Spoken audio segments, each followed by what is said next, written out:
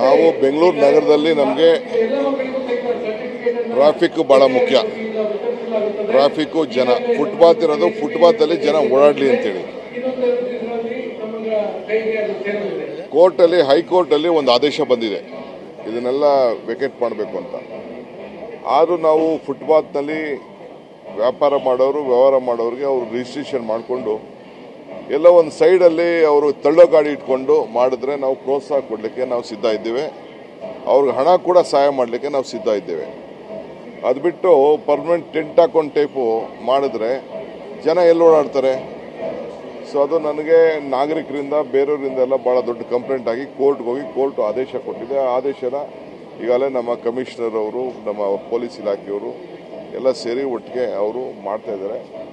ನನಗೆ ಅರಿವಿದೆ, ನನ್ನ ಹತ್ರನೂ 2-3 ಸತಿ ಬಂದು ಹೋಗಿದ್ರು. ನಾನೊಂದು ಸ್ಪಾಟ್ ವಿಸಿಟ್ ಮಾಡಬೇಕು ಅಂತಿದ್ದೀನಿ. ಎಲ್ಲ ಸೈಡ್ ರೋಡ್ಗಳಲ್ಲಿ ಹಾಕೊಟ್ರೆ ಪರವಾಗಿಲ್ಲ. ಆ ಸೈಡ್ ರೋಡಲ್ಲಿ ಅಲ್ಲಿ ಆ ಮನೆಯವರು ಅವರು ಇವರು ಅಕ್ಕಪಕ್ಕದವರೆಲ್ಲ ನಮ್ಮ ಮನೆ ಮುಂದೆ ಬರಬೇಡಿ, ನಿಲ್ಲಿಸಬೇಡಿ, ಗಾಡಿ ತೊಂದರೆ ಆಗ್ತದೆ ಅಂತ ಅವರು ಗಲಾಟೆ ಮಾಡ್ತಾರೆ. ಸೊ ಅದಕ್ಕೇನಾದ್ರು ಒಂದು ವಯಾ ಮೀಡಿಯಾ ಮಾಡಬೇಕು, ಅದನ್ನು ನಾವು ಒಂದು ಪ್ರಯತ್ನ ಮಾಡ್ತಾ ಇದ್ದೀವಿ. ಸರ್, ಇದು ಪ್ರಿಯಾಂಕಾ ಗಾಂಧಿ ಅವರು ಕರ್ನಾಟಕ ಅಥವಾ ತೆಲಂಗಾಣದಿಂದ ಸ್ಪರ್ಧೆ ಮಾಡಲಿಕ್ಕೆ ಏನಾದರೂ ಆಸಕ್ತಿ ತೋರಿದ್ರೆ, ಅಥವಾ ಗಾಂಧಿ ಕುಟುಂಬದವರು ಬರ್ತಾರೆ ಬೇಡ ರಾಜ್ಯದಲ್ಲಿ ಒಂದು ಕಡೆಗೆ ದಕ್ಷಿಣದಲ್ಲಿ ಅನುಕೂಲ ಆಗುತ್ತೆ? ನಿಮ್ಗೇನಾದ್ರು ಮಾಹಿತಿ ಇರ್ಬೋದು, ನನಗೆ ಇಲ್ಲಿವರೆಗೂ ಮಾಹಿತಿ ಇಲ್ಲ, ಯಾರೂ ನನ್ನಂತ ಚರ್ಚೆ ಮಾಡಿಲ್ಲ.